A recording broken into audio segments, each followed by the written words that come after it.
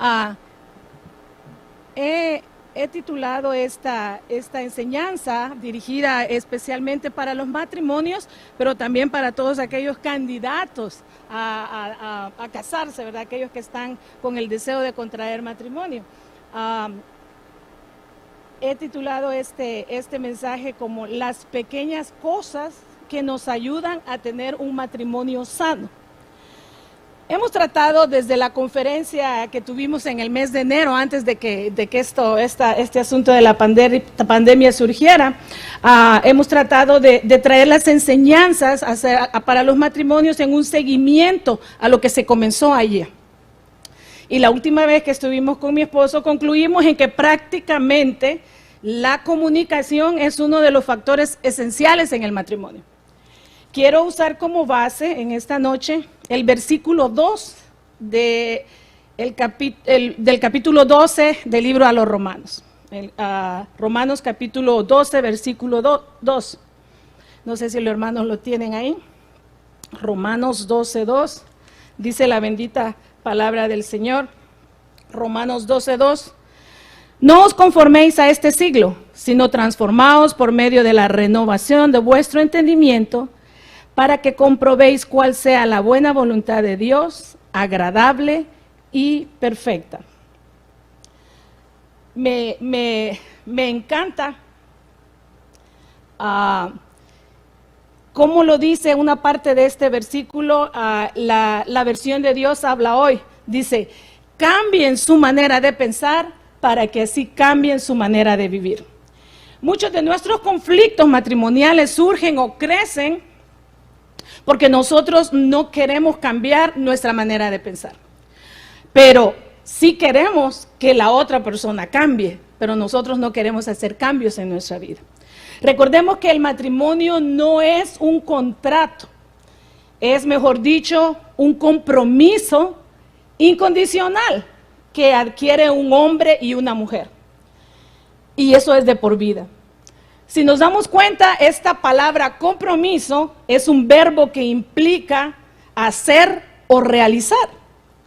Entonces, como matrimonio, estamos comprometidos a que este funcione, o sea, que sea un matrimonio sano.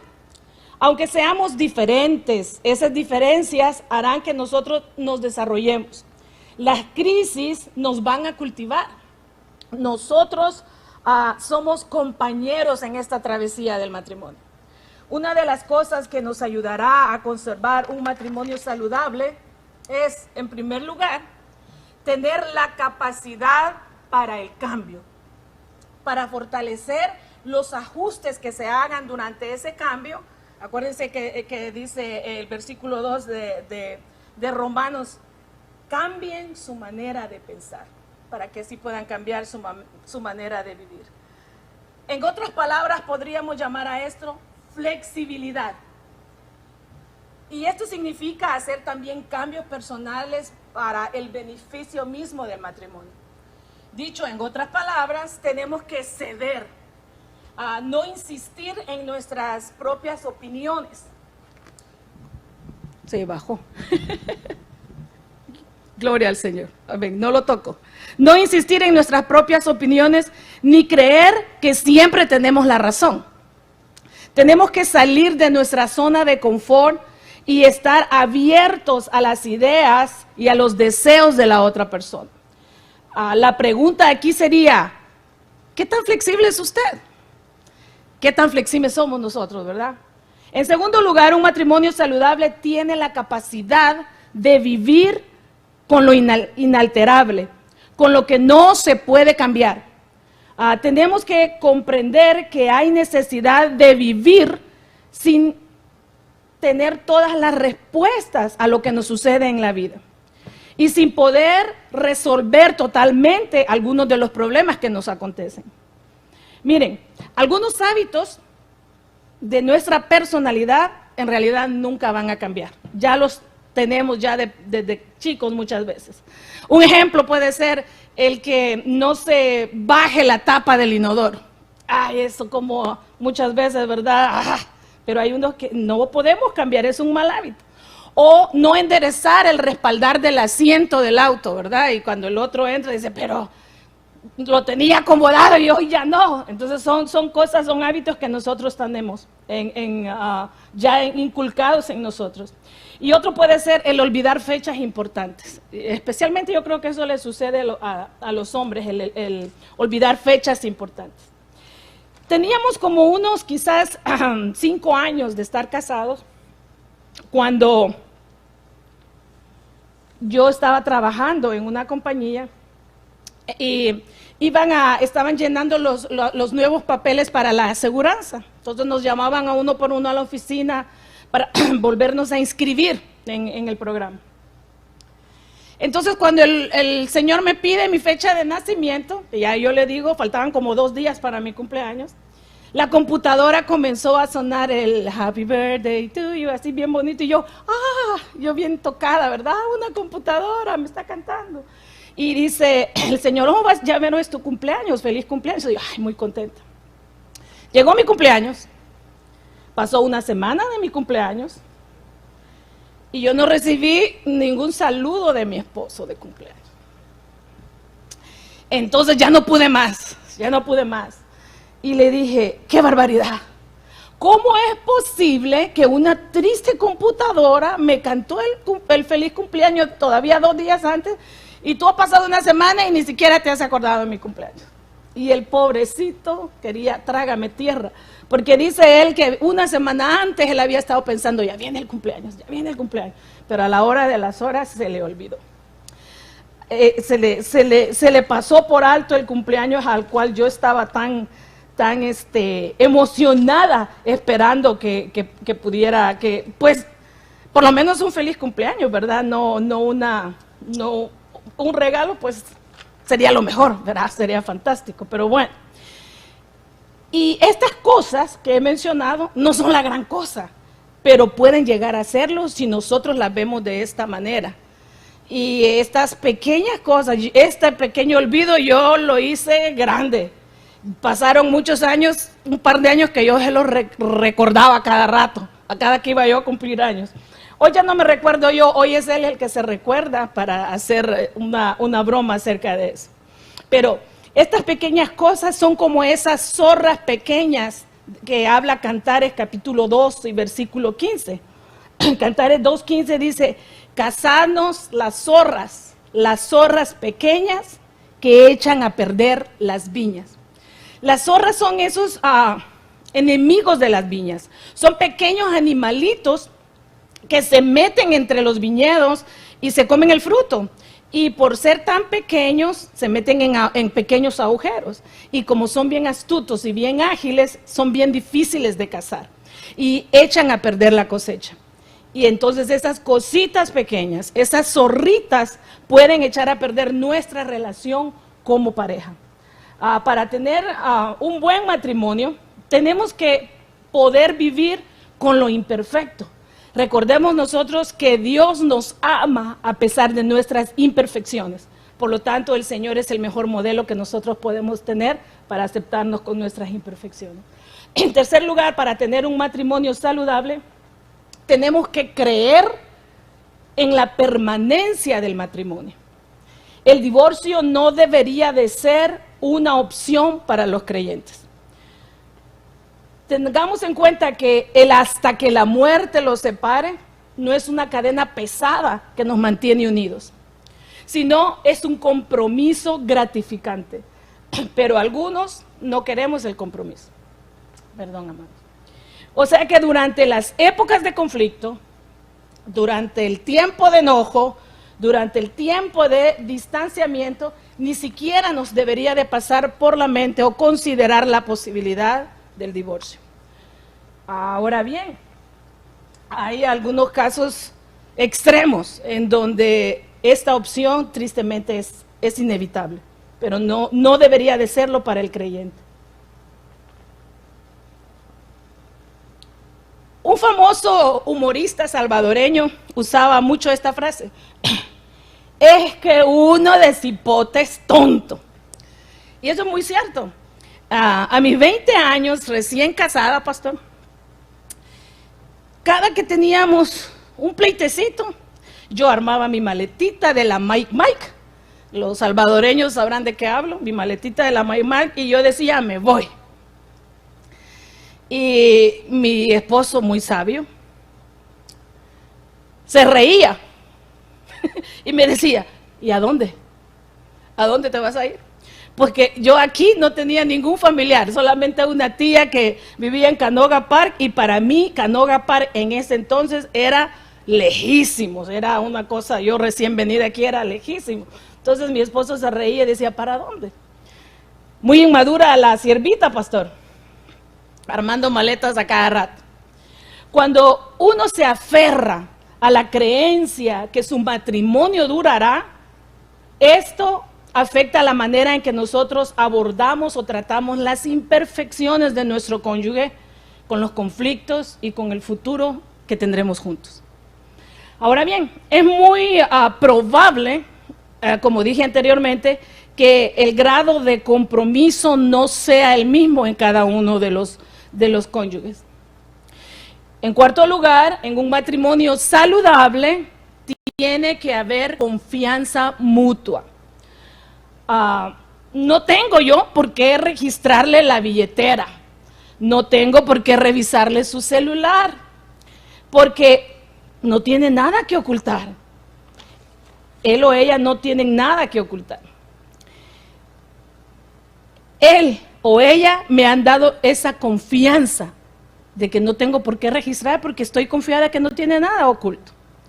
Mi esposo siempre ha acostumbrado a dejarme saber cuando sale de trabajar, si hay algún atraso, si hay algún cambio de plan, como él dice, por cualquier emergencia, por cualquier situación que pueda acontecer. Entonces yo siempre sé dónde está.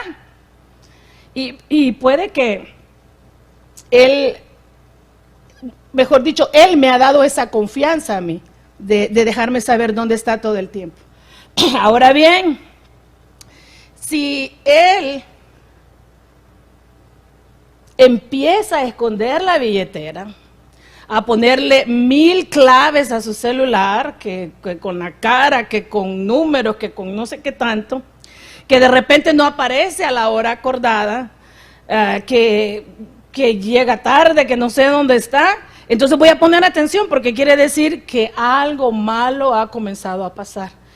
O lo peor del caso es que quizás el pobrecito ya comenzó con el Alzheimer's, ¿verdad? Porque se le está olvidando algo a lo que ya me tenía acostumbrado. En quinto lugar, en el matrimonio tiene que haber un equilibrio de poder. Una de las tantas causas del conflicto hoy en día es la lucha por el poder dentro del hogar. El matrimonio tiene que basarse en reconocer los puntos fuertes y los dones que cada uno tiene. Y reconocer también la libertad para expresar esas cualidades. Este no es un asunto de que aquí yo mando y tú te sometes. Aquí los dos ponemos nuestras opiniones en común. Y así nosotros podemos llegar a un acuerdo. Como por ejemplo, un cónyuge puede ser buenísimo para escoger el lugar donde irse de vacaciones, pero el otro es más audaz para encontrar dónde hospedarse o qué lugares serían los más convenientes para ir a comer. Aquí no cabe el menosprecio hacia el otro, creyéndome que yo soy más que mi cónyuge o que sé más que mi cónyuge. Podríamos comparar el matrimonio con un pájaro. Y cada ala del pájaro representa al esposo y a la esposa. Si una ala siempre es más fuerte, el pájaro simplemente va a dar vueltas en círculo. Y el matrimonio nunca va a despegar. Pero si las dos alas se desarrollan completamente iguales, entonces el ave podrá volar fácilmente hacia maravillosas alturas, porque las dos alas están en coordinación para poder despegar. Se trata de un grado de equilibrio de poder. La diferencia y la dominación deben de ser utilizadas en un sentido positivo para el bienestar común del matrimonio. En sexto lugar, un matrimonio saludable, o en un matrimonio saludable, mejor dicho, se disfrutan mutuamente. Se disfruta el uno al otro, se disfruta la presencia de la otra persona. Y no decir, ay no, ahí viene ya cuando ya el esposo está por llegar. O él decir, ay, tener que llegar ya a la casa con esa decepción. Tenemos que disfrutar la conversación que tengamos. Tenemos que disfrutar inclusive hasta el silencio, porque podemos estar juntos por largo tiempo y en silencio y disfrutar este tiempo que tenemos juntos. El simple hecho de estar juntos es una bendición. Entonces nosotros debemos vernos como los mejores amigos. Y recordemos que las amistades se cultivan y toma tiempo el poder desarrollarlas. Y en séptimo lugar, en el matrimonio, hay que enfrentar la realidad.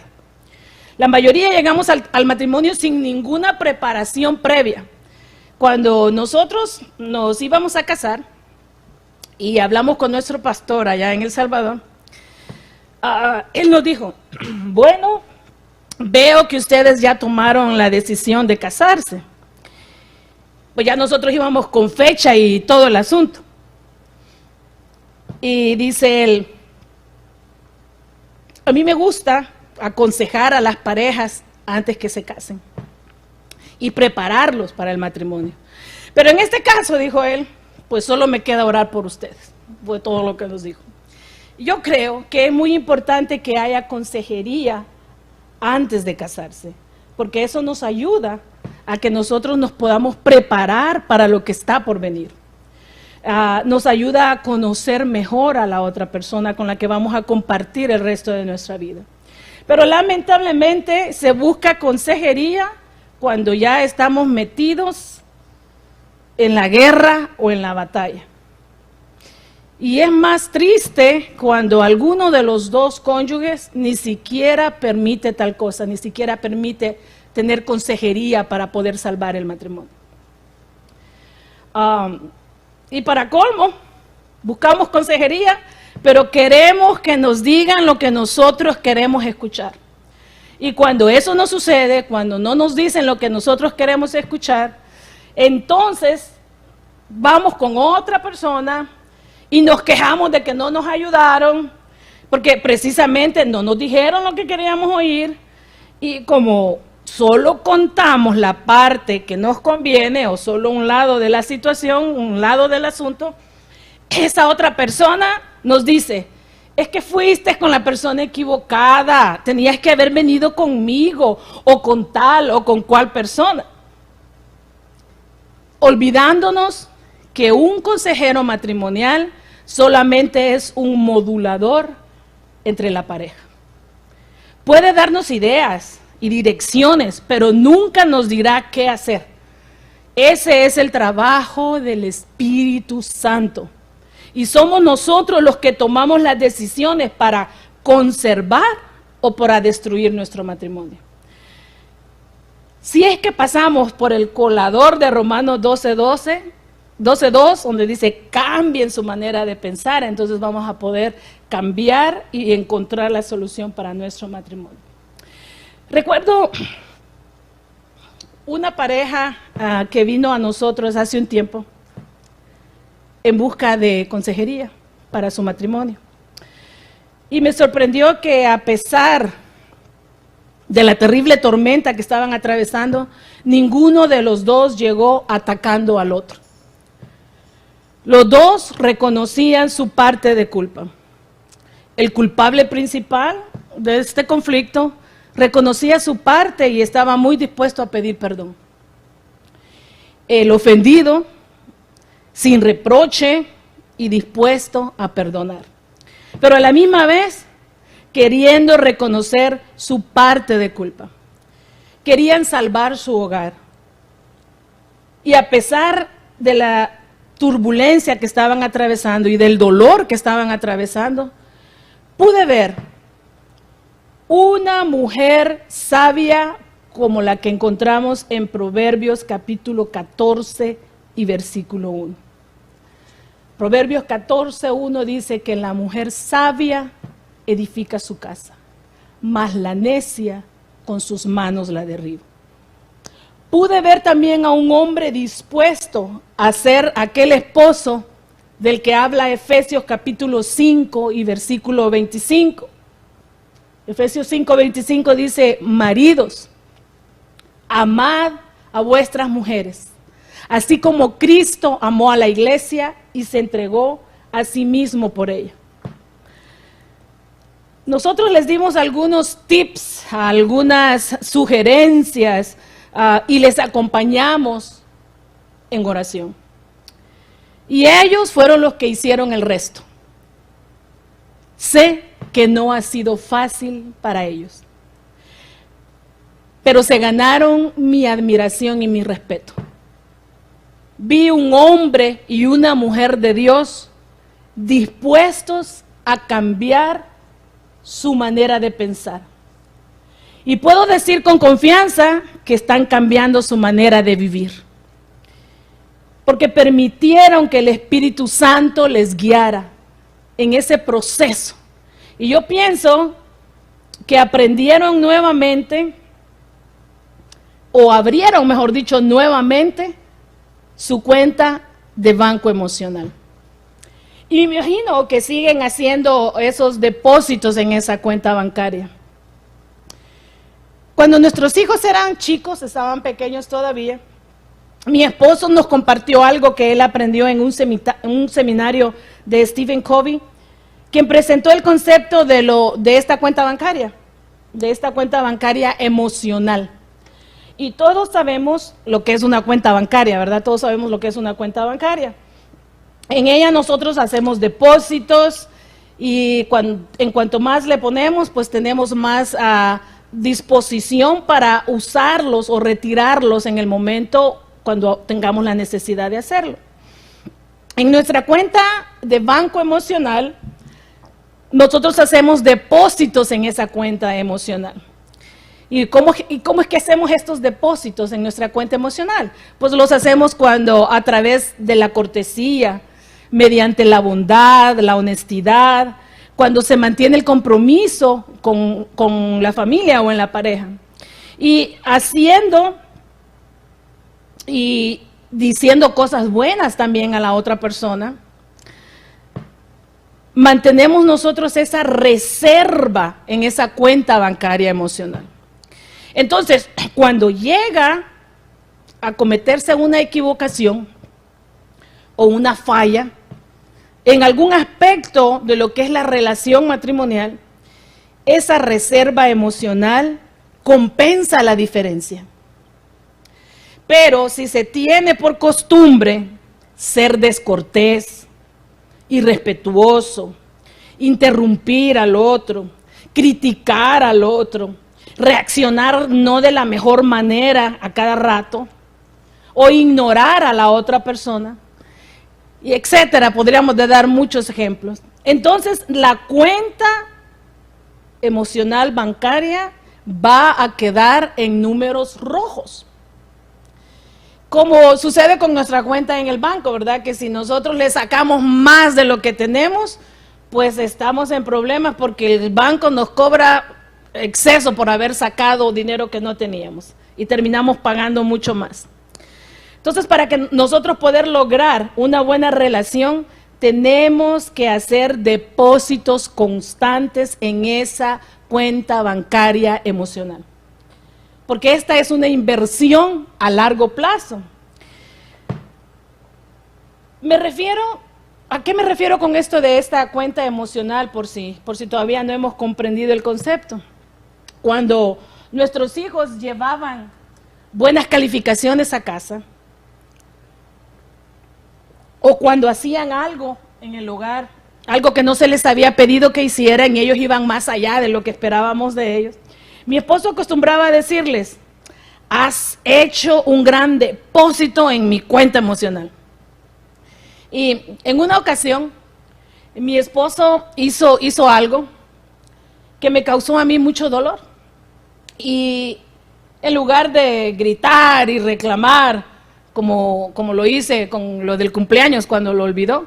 En esta ocasión no hice eso, sino que le dije: René, acabas de hacer un gran retiro de mi banco emocional. Y el pobre René se quedó: ¿qué hice? Se quedó asustado, no sabía lo que había hecho. Y era otra zorrita, ¿verdad? Otra zorrita que quería atacar ahí en mi viñedo. Pero ya no reclamé como antes, sino le dije: hiciste un gran retiro de mi cuenta emocional. Entonces, debemos de, con nuestras buenas actitudes, con nuestras buenas acciones, con nuestras buenas palabras, es cuando hacemos depósitos en la cuenta emocional de nuestro cónyuge, y así cuando llegue el momento difícil vamos a tener de dónde sacar. Pero si tenemos nuestra cuenta en rojo, definitivamente estamos metidos en un gran problema. Entonces, también llegamos al matrimonio con falsas expectativas, aparte de la falta de preparación previa, como decíamos anteriormente. Llegamos al matrimonio soñando con una fantasía, con una falsa ilusión, con un príncipe azul. Las mujeres soñamos con el príncipe azul. Porque después que pasa algún tiempo, ya digo, es una fantasía, porque nos damos cuenta que nos hemos casado con la persona equivocada. O que esta no es la persona que nosotros creíamos que era cuando nos casamos. Ahora bien, el verdadero problema no es si nos casamos con la persona correcta. Más bien se trata, mis amados y amadas, si nosotros somos la persona correcta para nuestro cónyuge. Para terminar, Zig Ziglar, un escritor y motivador, dijo él: si se trata a la persona equivocada como si fuera la persona adecuada, bien puede ser que termine estando casado con la persona adecuada después de todo. Pero, por otra parte, si se casó con la persona adecuada y usted la trata mal, con seguridad terminará casado con la persona equivocada. Esto parece un trabalengua. Y él también dijo: sé que es mucho más importante ser la persona adecuada que casarse con la persona adecuada. En resumen, si se casó usted con la persona adecuada o si se casó usted con la persona equivocada, esto es una cuestión que depende totalmente de usted y de mí. O sea que si cambiamos nuestra manera de pensar, como dice Pablo en Romanos 12:2, si cambiamos nuestra manera de pensar, me encanta esa versión de Dios habla hoy, si cambiamos nuestra manera de pensar, vamos a poder cambiar nuestra manera de vivir. Y así nosotros vamos a poder disfrutar de un matrimonio sano. Así que recordemos estas 7 pequeñas cosas que nos van a ayudar a tener un matrimonio sano. En primer lugar, acordémonos la capacidad del cambio.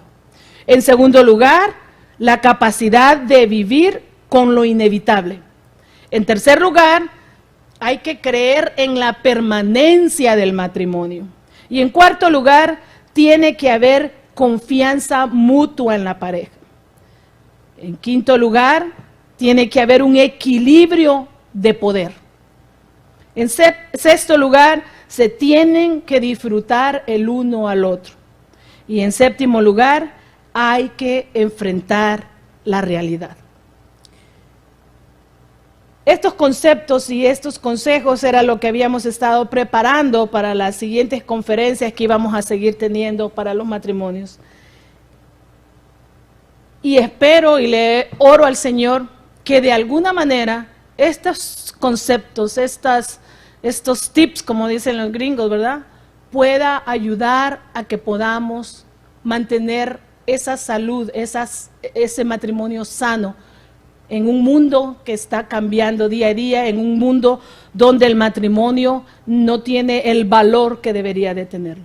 pero para nosotros los creyentes, para nosotros los cristianos, nosotros nos estamos esforzando para poder llegar a cambiar nuestra mentalidad, nuestra manera de pensar y así poder cambiar nuestra manera de vivir.